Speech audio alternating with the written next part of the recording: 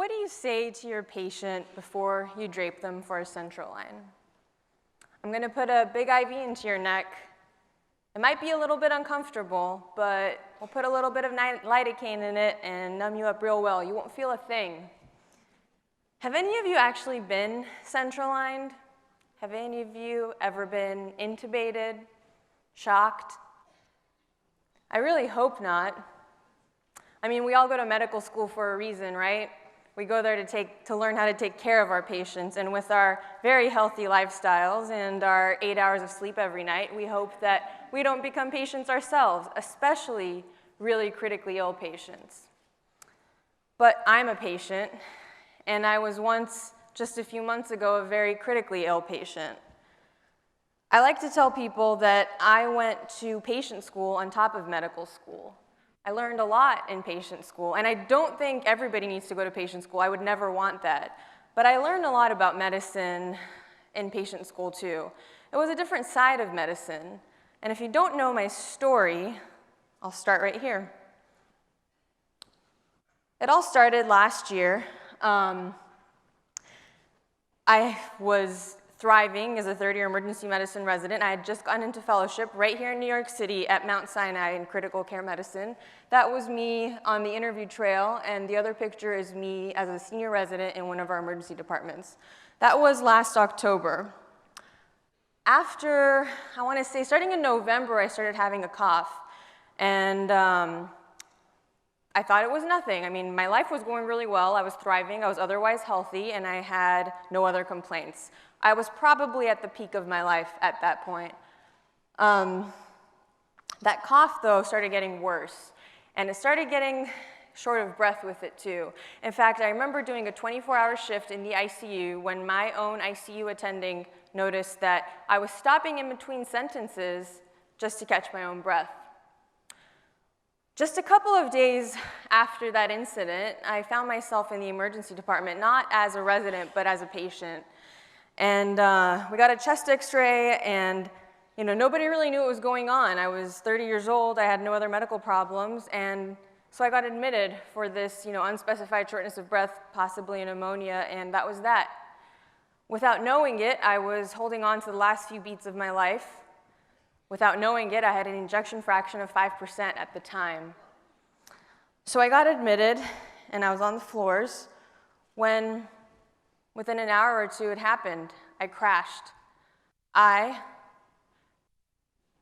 completely don't remember anything, but I remember getting really nauseous, and I remember ringing in my ears, and I remember getting really sweaty, and I remember people in my room, and that's it. I remember waking up a couple of days later with a tube in my mouth, and I was told that I needed a heart transplant. I had gone into cardiogenic shock, secondary to acutely decompensated heart failure, chronic dilated cardiomyopathy, familial, something that I just never known about, with the second hit of myocarditis. I had no idea about any of these things. And so within days, I was transferred to another hospital, and I was enlisted to get a heart transplant. Within days, I got that heart transplant, and that was that. And here I am, alive. That's actually me and the resident.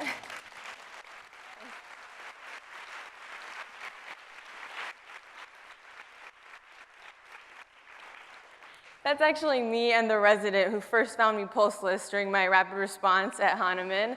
That's us working together 6 months later in July, just a couple of months ago. So that's medicine.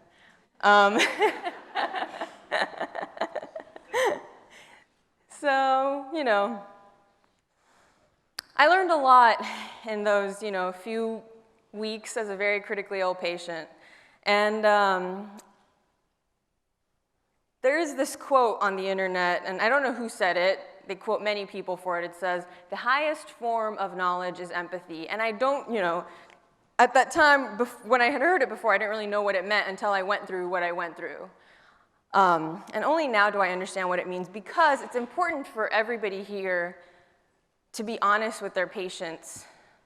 Because it's not just a little bit uncomfortable when somebody's getting a central line. Actually, the most uncomfortable part, let me tell you, is the part when you're getting a wire through the catheter and sometimes you feel a jolt right on your heart. That's really uncomfortable.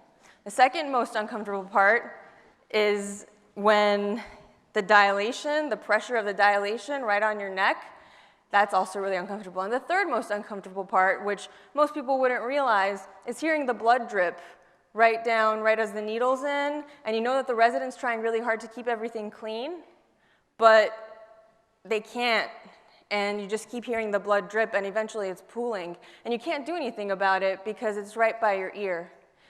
And you got to keep that in mind because it's not just a little bit uncomfortable, it's actually extremely uncomfortable for your patient. And you know, lidocaine might numb up the physical pain and the physical area for a few minutes, and that's great, but lidocaine can't do anything to the emotions that your patient's going through. Lidocaine can't numb up the feelings that your patient's going through, the anger that your patient's going through while they're thinking, why is this happening to me? They can't numb up any of those feelings or those thoughts. It can't numb up, does he know what he's doing, or the thought of, I hope they hit the vein and not the artery. I guess the hardest thought to numb up in those moments is, am I going to die tonight? Because we all know that central lines are for the sickest of our patients, and sometimes your patient knows that too. So my talk, though, isn't about central lines for the sake of central lines. My talk is about the aspect of medicine that gets left out of medicine so often. The human side, the empathetic side. And you know, I can go on for hours about my story and I can just tell you guys how important it is to be empathetic with your patient. I know that with everything that happened to me, my own clinical practice is going to change, right?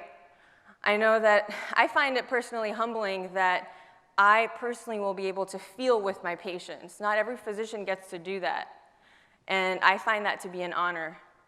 I hope that in 5 or 10 years I'll have blossomed into some sort of caring and compassionate attending physician with, you know, a caring and love for humanity. And I hope that my new heart always would want that for the future as well. But I can go on for hours and tell you guys how important that is, but you know, we're all scientists here, and so I have to bring up the scientific studies as well. In 2007, Dr. Newman in Germany did a study with over 700 oncology patients that showed that with clinical empathy, it was positively associated with improved patient outcomes that was self-reported with the Major Depression Inventory Score and 2 other questionnaires. They defined clinical empathy as the ability for the physician or the clinician to be able to understand what the patient is going through and be able to communicate that back with the patient. They came up with this, which I adapted into my own kind of summary that showed that with clinical empathy, with increased levels of clinical empathy, the patient feels more empowered to talk about their symptoms and their signs and their histories, which leads to a physician getting better histories and physicals, which eventually leads to better diagnoses, better management, and ultimately better short-term and long-term outcomes for our patients, which is what matters.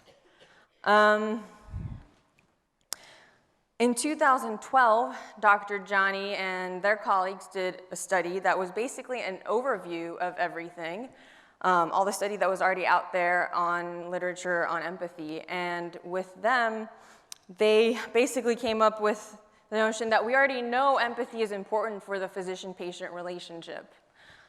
But empathy is multidimensional, and it's dependent on many, many factors. Many factors relating to the clinician. Things like their relationship with the patient, workload, their environment, stress, and physician burnout. In fact, one of the studies that they cited showed that increased level of burnout amongst physicians was associated with lower levels of empathy. And so, with my talk, I hope that I can show you guys a couple of things. Number one, I want to make sure that you guys are empathetic with your patients, not just based on what happened to me, but with the scientific studies that I talked to you about as well. But also, I know that some of us are burned out, and some of us just need to be told that it's important, what we do is important. And so if you're one of those people, I want to remind you that if it wasn't for you, I wouldn't be here today, and that what you do matters. And if that's going to help you with your patient tomorrow, remember that, please. Thank you.